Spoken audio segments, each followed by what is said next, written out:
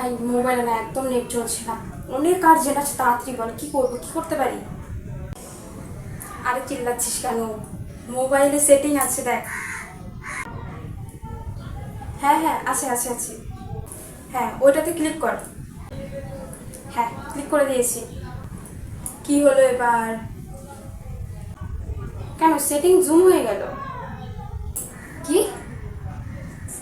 Setting zoom?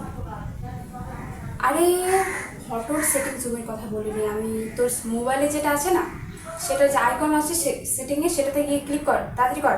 আরে হ্যাঁ হ্যাঁ করে দিছি। করে দিয়েছিস? এবার উপরে দেখ। কি দেখবি উপরে? ফ্যান চলছে। রাখ।